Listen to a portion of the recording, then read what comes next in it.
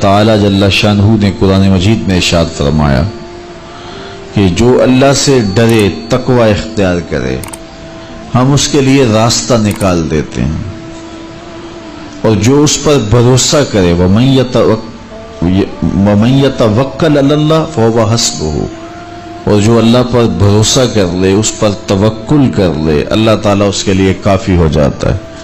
وَيَرْزُقُهُ مِنْ حَيْثُ لَا يَحْتَسِبُ، اور وہ اس کو وہاں سے دیتا ہے جہاں سے اس کو گمان بھی نہیں ہوتا۔ تو تقوی اور توکل اگر یہ نصیب ہو جائیں تو یہ من کی پاکیزگی کا ذریعہ تو ہے ہی ہیں، اس سے رزق میں بھی کچھ شادیاں پیدا ہوتی ہیں، اور خزانہ غیب سے اللہ تعالیٰ رزق عطا فرماتا ہے۔ رزق کی برکت کا ایک بہت بڑا ذریعہ شکر ہے، شکران نعمت۔ جب ہمیں نعمتیں ملتی ہیں تو ان پر اللہ کا شکر ادا کریں، تو اس کا عملی نتیجہ یہ ہے کہ پھر ہمیں برکتیں نصیب ہوں گی۔ فرمایا لَإِن شَكَرْتُمْ لَأَزِيدَنَّكُمْ، اگر تم اس کی نعمتوں کا شکر ادا کرو گے تو وہ تمہیں اور زیادہ عطا فرمائے گا۔ اس نے ہمیں جو نعمتیں عطا کی ہیں اتنی زیادہ ہیں کہ ہم ان کو شمار بھی نہیں کر سکتے۔ فرمایا گیا کہ اگر ان کی نعمتوں کو تم گننا چاہو تو گن نہیں سکتے ہو۔ تو اس نے ہماری ضروریات کو پورا کیا ہے۔ جو سب سے زیادہ ہماری ضرورت، مادی ضرورت ہے اس دنیا کے اندر، وہ آکسیجن ہے، اور وہ کسی کو آکسیجن کا سلنڈر اپنے ساتھ نہیں رکھنا پڑتا۔ اللہ تعالیٰ نے اس کی اتنی فراوانی کی ہوئی ہے کہ جہاں بھی جائیں اس کو تازہ آکسیجن میسر ہے۔ تو یہ جتنی زیادہ ضروری تھی اس قدر ہی زیادہ فراواں ہمارے لیے رکھی گئی ہے۔ اگر ہمیں آکسیجن خریدنی پڑتی تو ایک آدمی کو ایک دن میں کتنے سلنڈر چاہیے تھے، اور پھر کس قدر زندگی میں دقت اور مشقت آ جاتی۔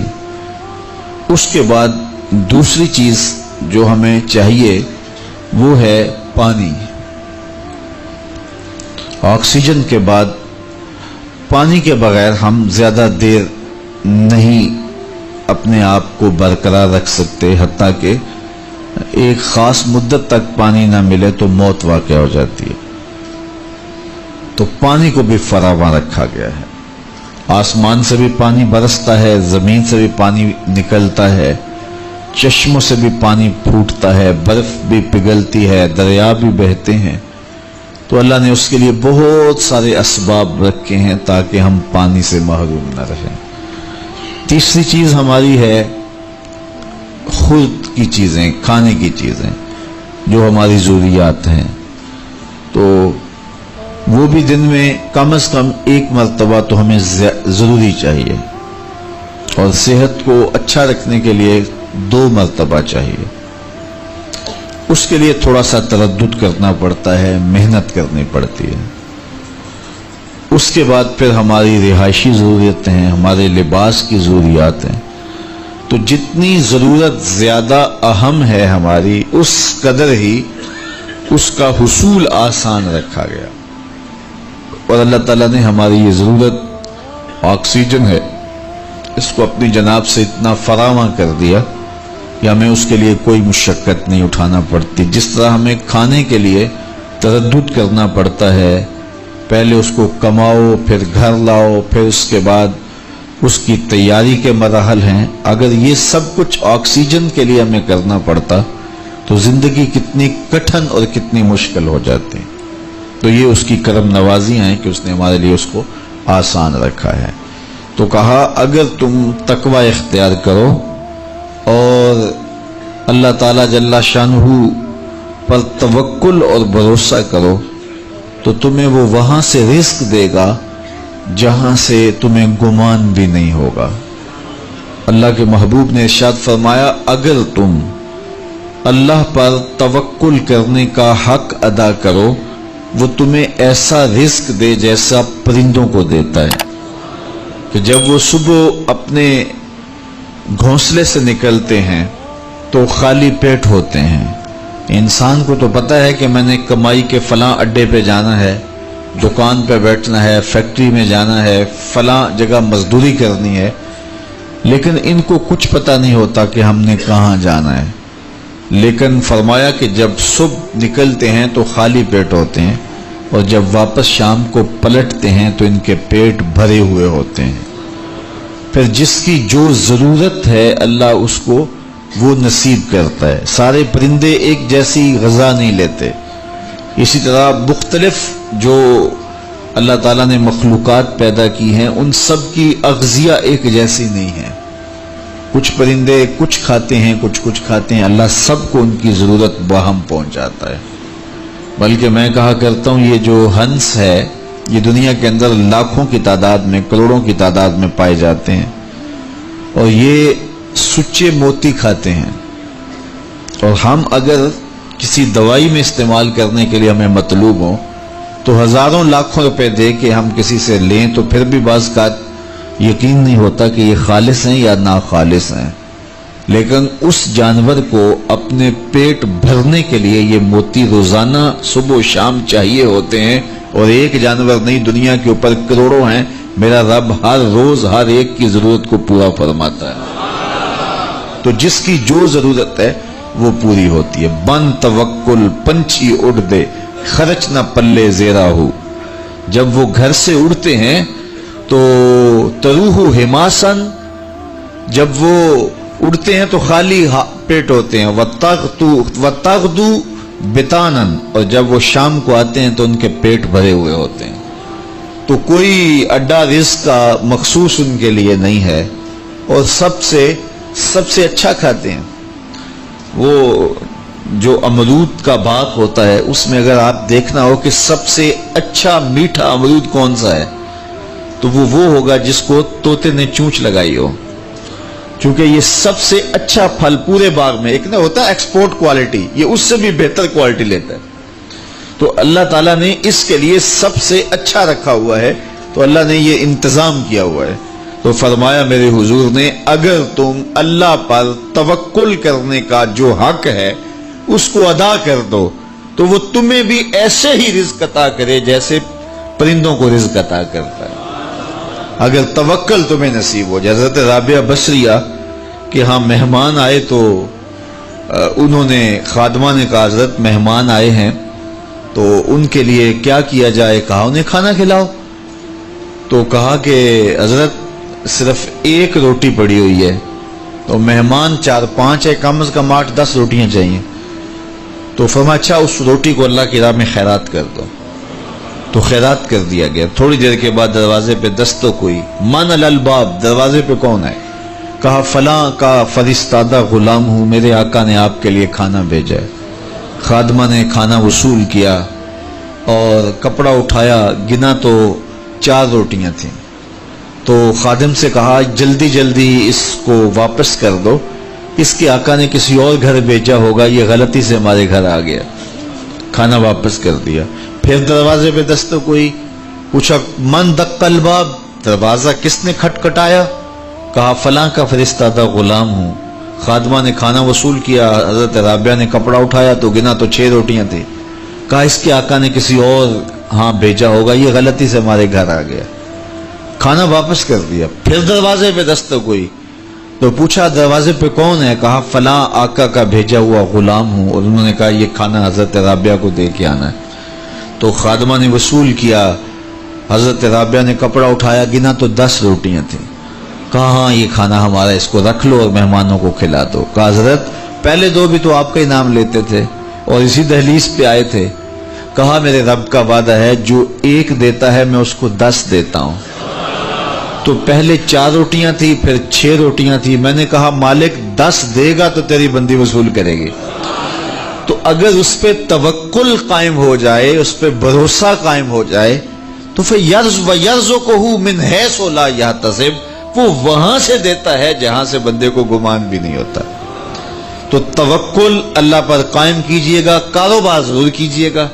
توکل یہ ہے کہ آپ وہ کام ضرور کریں لیکن کہیں کہ یہ میرے کام کا نتیجہ نہیں مجھے مل رہا، یہ میرے اللہ کا فضل مجھے مل رہا ہے، تو پھر دیکھنا کہ اللہ تعالیٰ کیسے راستے کھولتا ہے۔ تو جب انسان اللہ کے فضل پر توکل قائم کر لیتا ہے تو پھر کام کاج ضرور کرتا ہے، لیکن اس کی زندگی کی جو ٹینشن ہے وہ ختم ہو جاتی ہے۔ بندہ کہتا ہے کہ یہ ہے تو میں کرتا ہوں، تو یہ نہیں ہوگا تو یہ نہیں ہوگا، بس وہ جتنا کر سکتا ہے وہ کرے، باقی چھوڑ دے اس پہ، تو پھر وہ خزانہ غیب سے نصیب فرمائے گا۔ اچھا، حضور علیہ السلام نے ایک اور چیز ارشاد فرمائی، بلکہ اپنی امت کے لیے دعا دی، اللہم بارک لامتی فی بکورہا، اے اللہ میری امت کے لیے صبحوں میں برکتیں ڈال دے۔ جو کام صبح کیے جاتے ہیں ان کاموں میں بڑی برکت ہے، جو کام جو ہے وہ دیر سے کیے جاتے ہیں، رات کو کیے جاتے ہیں، دوپہر کے بعد کیے جاتے ہیں، ان میں وہ برکات نہیں رکھی گئی جو حضور کی دعا سے صبح کے کاموں میں برکت رکھی گئی ہے۔ تو اس لیے آپ اپنے کام کاج میں جو ہے وہ صبح کو اس کا آغاز کیجئے، پھر دیکھنا کہ برکتوں کے قافلے کیسے اترتے ہیں، اس لیے کہ میرے حضور کی دعا کبھی مسترد نہیں ہوتی۔ اجابت کا صحرا، عنایت کا جوڑا، دلہن بن کے نکلی دعائے محمد صلی اللہ علیہ وسلم، اللہم بارک لامتی فی بکورہا، اے اللہ میری امت کی صبحوں میں برکتیں ڈال دے۔ تو جو کام صبح کے وقت کیے جاتے ہیں اس میں برکت رکھی گئی ہے۔ اگر آپ چاہتے ہیں کہ ہم آسودگی حاصل کریں تو پھر اپنے کاموں کا آغاز صبح سے کیجئے۔ اللہ اکبر، اس کی برکات آپ کو نصیب ہوگی۔ اور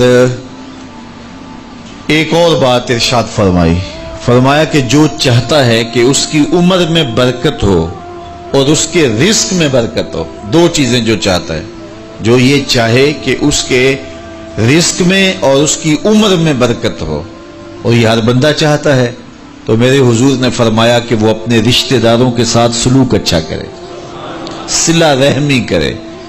بعض اوقات ہوتا ہے کہ وہ رشتہ داروں کا رویہ اچھا نہیں ہوتا۔ میں آپ کو بتاؤں کہ سب سے بہتر صدقہ کون سا ہے؟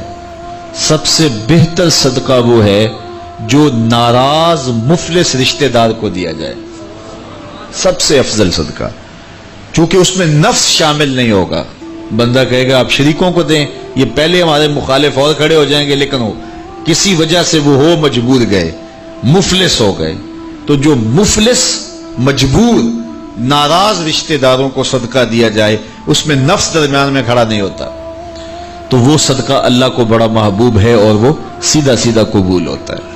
تو جو یہ چاہے کہ میری عمر زیادہ ہو اور میرے رزق میں برکتیں ہوں، تو میرے حضور نے ارشاد فرمایا کہ وہ کیا کرے، وہ اپنے رشتہ داروں کے ساتھ اچھا سلوک کرے۔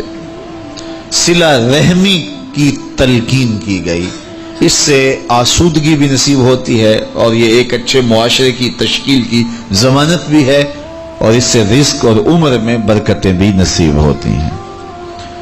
اچھے اور صالح رزق کے لیے میں نے کل بھی ایک روایت آپ کے سامنے پیش کی تھی، وہ بھی علماء نے لکھی کہ دو بھائی تھے، ایک کام کاج کرتا تھا، دوسرا حضور کے پاس بیٹھا رہتا تھا۔ تو اس نے آ کے شکایت کی کہ حضور یہ میرا بھائی ہے، یہ میرے ساتھ کوئی مدد نہیں کرتا، یہ آپ کے پاس ہی بیٹھا رہتا ہے۔ تو حضور نے فرمایا کہ شاید اللہ اس کے صدقے سے تجھے رزق دیتا ہو۔ تو جو دین کے لیے بھائی لگ جائیں، رشتہ داروں میں، اعزاء و اقربا میں، یا ویسے ہی طلباء کے لیے آپ اگر شامل ہو جائیں تو پھر وہ آپ کے کاروبار میں، رزق میں برکت کا سبب و ذریعہ ہو جائے گا۔ ایک اور چیز حضور نے فرمائی، حل تنصرون و ترزقون الا بدعفائکم، فرمایا تمہیں جو رزق دیا جاتا ہے اور بعض امور میں تمہاری مدد کی جاتی ہے، اور مشکل حالات ہوتے ہیں، حالات ٹال دیے جاتے ہیں، میرے حضور نے فرمایا تمہیں پتہ ہے وہ ایسا کیوں ہوتا ہے؟ حل تنصرون و ترزقون، تمہیں جو رزق بھی دیا جاتا ہے، بعض اوقات ایسا ہوتا ہے ایک بندہ بڑی محنت کرتا ہے، نتائج نہیں ملتے، ایک بندے کی تھوڑی محنت ہوتی ہے لیکن دروازے کھلتے چلے جاتے ہیں، مشکل میں پھنس جاتا ہے، کوئی ایسا سبب لگ جاتا ہے کہ راستے کھل جاتے ہیں۔ تو تو بندہ کہتا ہے کہ پتہ نہیں یہ کیا ہوا، تو حضور نے فرمایا کیا جانتے ہو حال تنصرون و ترزقون، تمہاری یہ جو مدد ہوئی اور تمہیں جو رزق کی کشادگی عطا کر دی گئی یہ کیوں ہوئی ہے پتہ ہے؟ الا بدعفائکم، کہا تم معاشرے کے جن کمزور لوگوں کی مدد کی ہے یہ ان کی دعاؤں کا نتیجہ ہے۔ اپاہج، کمزور، لاچار، اراملہ، یتامہ، مساکین، یار جب کوئی شخص کسی یتیم کی مدد کرتا ہے اور ان کے گھر میں چولہا جلتا ہے تو عرش کا رب کتنا راضی ہوتا ہے۔ جب کوئی دکھیے کے کام آتا ہے اور اس کی اعانت کرتا ہے تو پھر وہ راضی ہو جاتے ہیں۔ غریب پھنسے ہوئے ماں باپ، گھر بیٹی جوان ہو رہی ہے اور بڑھاپے کی طرف اس کا رخ ہو رہا ہے اور ان کے پاس ہمت نہیں ہے کہ ان بیٹی کو اٹھا سکیں، تو کوئی صاحب ثروت چپکے میں جا کے ان کی مدد کر دیتا ہے کہ تیری بیٹی میری بیٹی ہے اور اس کو تو نے گھر کی دہلیز سے اٹھانا ہے، تو پھر وہ ایک دم خوش ہو جاتا ہے اور آسودہ ہو کے اس کا انتظام کرتا ہے اس کی شادی کا۔ تو کوئی جانتا ہے کہ اس بوڑھے ماں باپ کے دل سے کتنی دعائیں نکلتی ہیں اور اس جو ہے وہ بیٹی کے دل سے کتنی تمنائیں اور کتنی جو ہے وہ نیک جذبات ان اشخاص کے لیے ہوتے ہیں جو ان کی مدد کے لیے کھڑے ہوئے۔ تو کوئی اس کا وزن ہے؟ کوئی وزن نہیں کر سکتا کہ اللہ تعالیٰ اس کی برکت کتنی عطا کرتا ہے۔ تو میرے حضور نے ارشاد فرمایا تمہیں جو رزق دیا جاتا ہے، مصائب سے تمہیں بچا لیا جاتا ہے، آتی آتی تکلیف ٹل جاتی ہے، تمہاری نصرت دشمن کے مقابلے میں ہوتی ہے، حاسدین کے مقابلے میں تم کھڑے ہو جاتے ہو، فرمایا تمہیں پتہ ہے یہ تمہیں کیوں ایسا ہوتا ہے؟ فرمایا الا بدعفائکم، جو تمہارے معاشرے کے کمزور لوگ ہیں جن کی تم نے مدد کی، فرمایا یہ ان کی دعاؤں کا نتیجہ ہوتا ہے۔ ان کے اٹھے ہوئے ہاتھ اللہ کبھی خالی نہیں موڑتا ہے۔ اس لیے لاچار لوگوں کی، دکھی لوگوں کی، بے بس اور بے آسرا لوگوں کی مدد کے لیے کھڑے ہو جایا کرو۔ وہ کسی نے کہا تھا کہ بڑوں کی بڑی بڑی خدمتوں سے وہ سکون نہیں ملتا جو چھوٹے چھوٹے لوگوں کی چھوٹی چھوٹی خدمتوں سے مل جاتا ہے۔ بڑوں کی بڑی خدمتیں بھی کریں تو وہ راضی نہیں ہوتے، لیکن چھوٹوں کی چھوٹی چھوٹی خدمتیں، یار غریب کو تو پیار سے کھڑا کر کے اس کے پشت پہ شفقت کا ہاتھ پھیر دیں تو وہ سارا دن خوشی سے گزار دیتا ہے کہ آج جو ہے وہ فلاں صاحب نے مجھے تکریم دی ہے، مجھے عزت دی ہے۔ تو میرے حضور نے فرمایا کہ تمہاری جو مدد ہوتی ہے اور رزق دیا جاتا ہے یہ تمہارے کمزوروں کی وجہ سے اللہ تعالیٰ تمہارے اوپر کرم فرماتا ہے۔ اچھا، ایک اور ذریعہ رزق کے اضافے کا حضرت عبداللہ ابن مسعود رضی اللہ تعالی عنہ کی مرویات سے۔ یہ حضرت عبداللہ ابن مسعود جلیل القدر صحابی ہیں، ان کے ہاں بیٹیاں ہی بیٹیاں تھیں۔ اچھا، جب ان کا آخری وقت آیا اور یہ بڑے سخت بیمار ہو گئے تو نزع کی سی کیفیت طاری ہو گئی، تو حضرت عثمان غنی رضی اللہ تعالیٰ عنہ ان کا حال پوچھنے آئے۔ تو جب حال پوچھا، بیٹھے، گفتگو ہوئی، واپس چلنے لگے، تو حضرت عثمان غنی نے اشرفیوں کی 2 تھیلیاں نکال کے حضرت عبداللہ ابن مسعود کو پیش کی۔ تو انہوں نے کہا کہ مجھے تو اس کی ضرورت نہیں ہے، میں تو اس دنیا سے جا رہا ہوں، تو یہ مجھے کیوں دے رہے ہیں؟ تو حضرت عثمان نے کہا کہ یہ آپ کی بیٹیوں کے لیے ہے، چونکہ آپ کی بیٹیاں ہی بیٹیاں ہیں تو یہ میں ان کے لیے پیش کر رہا ہوں، آپ کو تو واقعی ضرورت نہیں، دنیا سے جا رہے ہیں تو یہ ان کے لیے ہے۔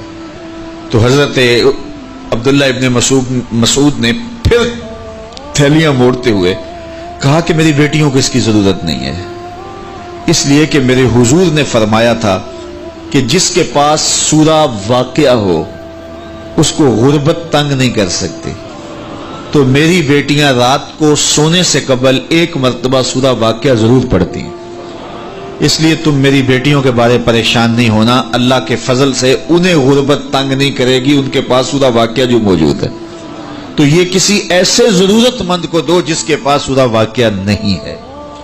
تو سورہ واقعہ کی تلاوت یقیناً رزق کی فراوانیاں اور رزق کی برکتیں حاصل کرنے کا ایک ذریعہ ہے، اور دروازے کھل جاتے ہیں اگر سورہ واقعہ کی تلاوت تسلسل کے ساتھ کی جائے۔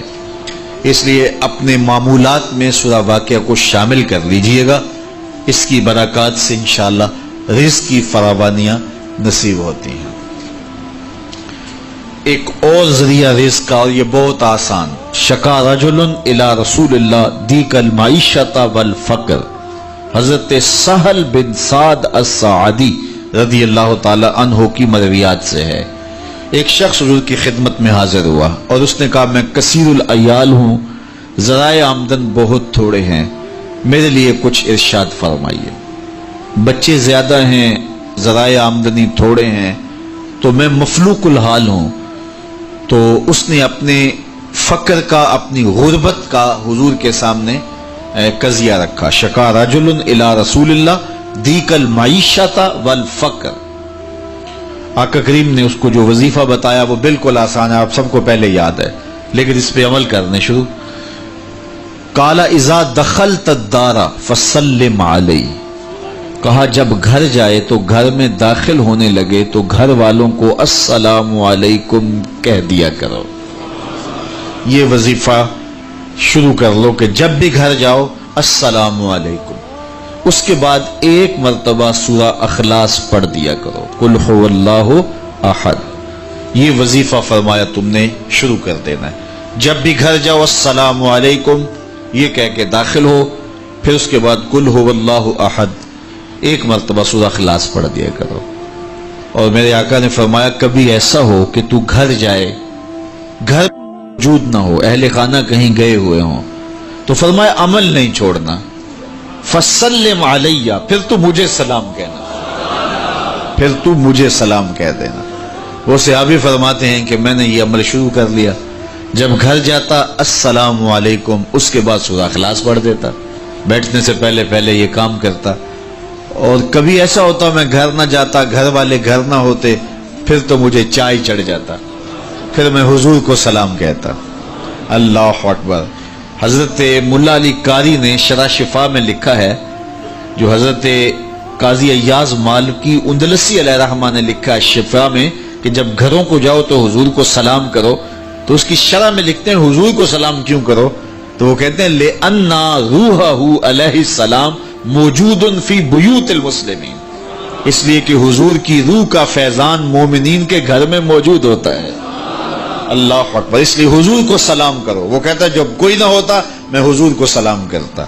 وہ اپنے نام لیواؤں کو تنہا چھوڑتے کب ہیں، جہاں ہم دم نہ ہو کوئی وہاں سرکار ہوتے ہیں۔ تو کہا اس کے بعد سورہ اخلاص پڑھ دیتا۔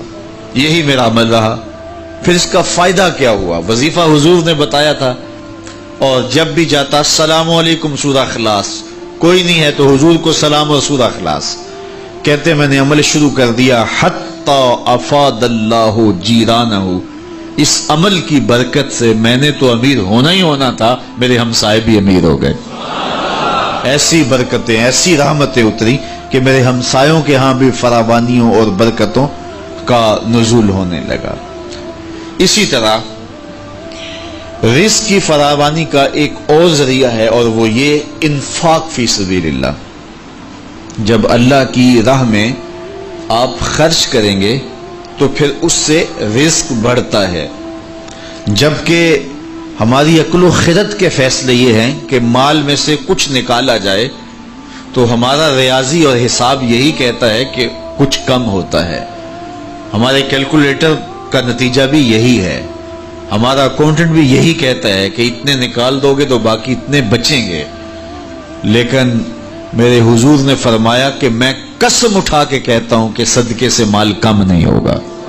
ہمارے بزرگ فرمایا کرتے تھے کہ وہ پرانے زمانے میں کنویں سے پانی نکال کر کے کھیتیاں سیراب ہوتی تھیں، بعد میں یہ جو ہے وہ ٹیوبل آ گئے تو ان کی ضرورت نہ رہی، لیکن وہ کنویں کافی دیر لوگوں نے بند نہیں کیے تھے کہ پتہ نہیں کبھی پھر ان کی ضرورت دوبارہ نہ پڑ جائے، تو دیر تک وہ کنویں ہم نے بھی دیکھے، اب تو تقریباً بند ہو گئے، لیکن آج سے 10-15 سال پہلے چلے جائیں تو ہر گاؤں میں کنووں کے نشانات موجود تھے، اور بعض میں وہ پرانی مالا بھی لٹک رہی ہوتی تھی، وہ ٹنڈے وغیرہ، تو پرانے کنویں ہم نے دیر تک دیکھے، تو ان کنووں کو کسی نے بند نہیں کیا تھا، دیر تک وہ جاری رہے۔ تو میرے بزرگ فرمایا کرتے تھے کہ اب ان کنووں سے پانی نکالو تو گدلا بھی ہے، میلا بھی ہے، اور بہت نیچے بھی چلا گیا ہے، جبکہ انہی کنووں کا پانی تازہ بھی تھا اور شفاف بھی تھا اور بہت اوپر بھی تھا۔ کہا جب یہ